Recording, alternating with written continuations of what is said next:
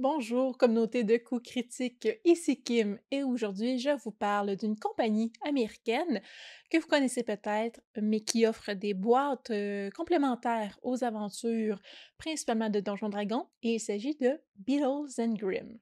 Donc Beatles and Grimm est une compagnie qui a été créée par cinq hommes dans la quarantaine qui voulaient créer du contenu pour leur partie de jeux de rôle, des cartes, des objets, des tokens, des trucs à remettre aux joueurs autour de la table. 5 hommes, dont Matthew Lillard, que vous connaissez peut-être, acteur qui est devenu pas mal connu en jouant dans Scooby-Doo, mais surtout geek dans l'âme depuis toujours. Et donc, ils ont comme ça créé du matériel pour leur partie de jeux de rôle et ben, comme bien des choses, c'est devenu populaire, c'est devenu une business pour eux et maintenant, vous pouvez trouver sur leur site internet, hem, leur matériel, les boîtes qu'ils offrent, boîtes principalement pour, Donjons Dragons, mais on en trouve aussi une, pardon, actuellement pour Pathfinder et pour Magic the Gathering aussi. Donc, ils ouvrent leurs horizons vers d'autres jeux. Peut-être quand vous allez aller voir ça, y en aura-t-il d'autres jeux différents? Les boîtes, qu'offrent-elles? Pourquoi je vous en parle?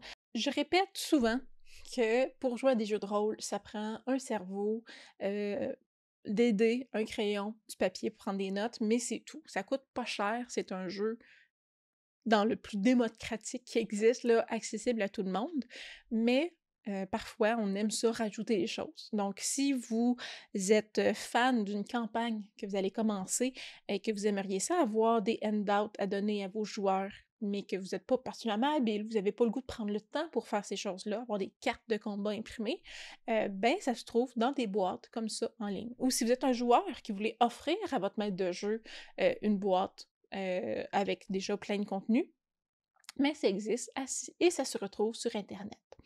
Donc, je vais vous donner 2 exemples de contenu de boîtes qu'ils ont. Donc, Fitzband Treasury of Dragon, qui n'est pas une campagne, qui est, un livre, en fait, de donjons qui offre un paquet de compléments, qui offre du contenu concernant, les dragons, donc et voir ce qu'on peut voir dans ce type de boîte-là. Et Descent to Avernus, donc descente, en Averne, qui est une campagne classique, même pourrais-je dire, de Donjons Dragons.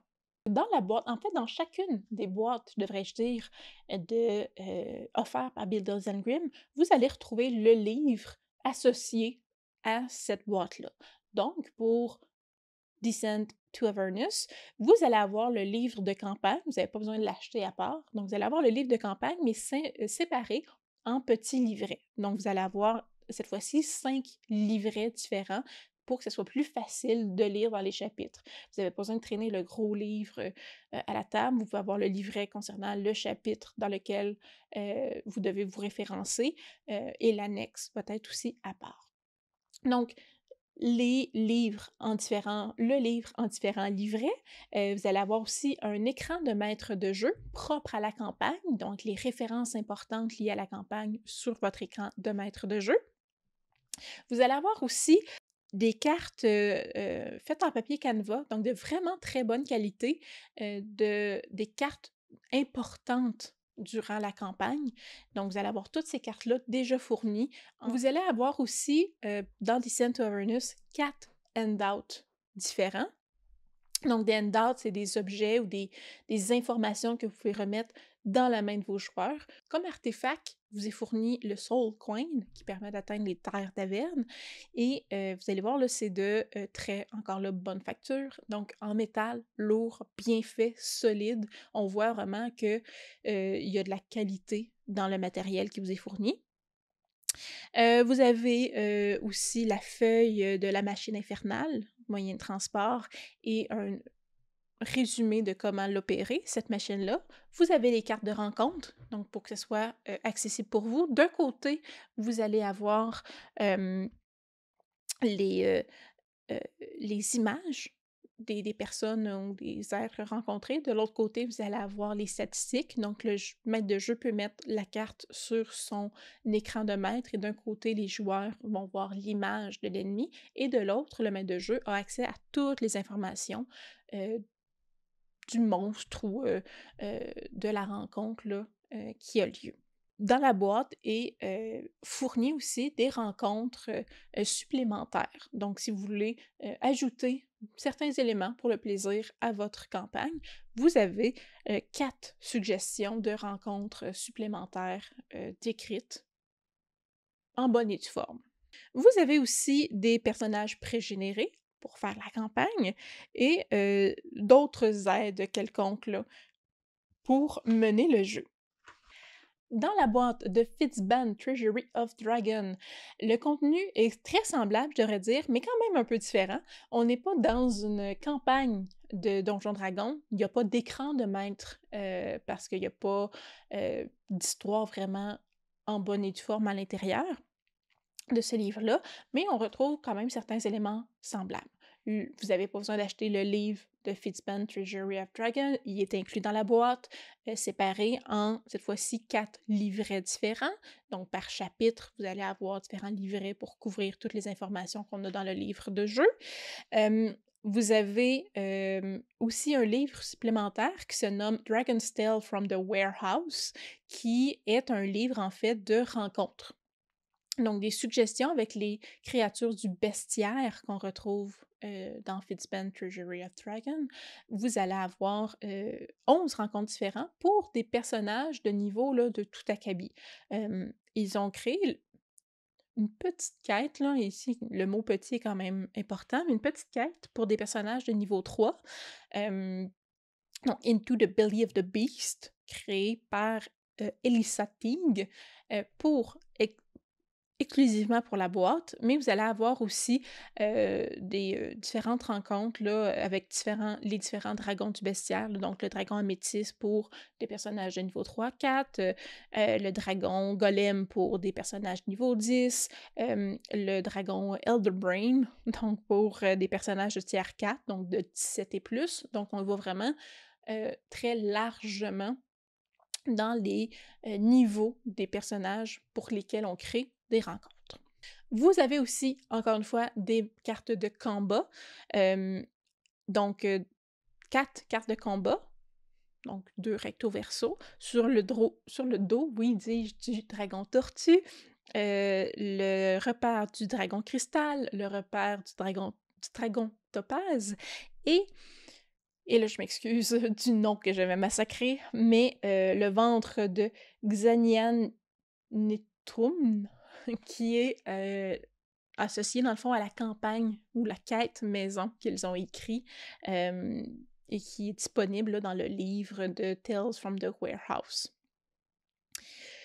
Vous avez aussi 14 handouts que vous pouvez remettre en lien avec les rencontres, justement, qu'ils proposent dans leur livre.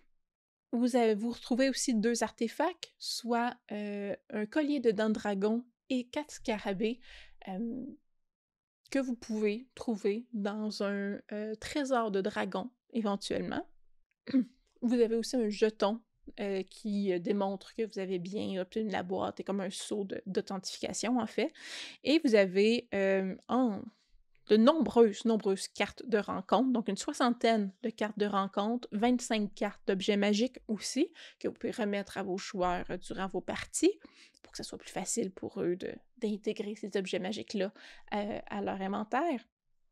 Et tout comme Descent to Avernus, il y a des images tirées du livre, donc des artworks que vous pouvez afficher chez vous si vous les trouvez jolies, donc vraiment en petit format quand même, mais des images tirées de l'ouvrage, devrais-je dire, de Donjons Dragons.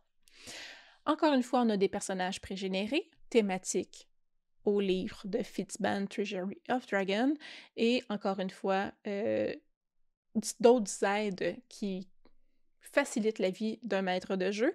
Donc ici, on a une 15aine de cartes de repères de dragons fait sur du papier, oui, plastifié, sur lequel on peut écrire avec un crayon feutre effaçable que vous pouvez donner aux joueurs pour qu'eux-mêmes prennent en note certaines informations qu'ils ont eues de certains personnages non-joueurs qui leur auraient donné sur certains repères ou que vous pouvez garder sur vous pour ajouter aussi des rencontres ou des ennemis où vous voulez les trouver. Mais donc, 15 cartes comme ça plastifiées de repères de dragons différents. Beetles and Grimm offre d'autres types aussi de produits, des peluches, des dés, des bijoux. Donc, vous pouvez aller voir sur leur site internet si vous voulez offrir des cadeaux à saveur euh, donjon et dragonesque. Vous pouvez trouver ça là.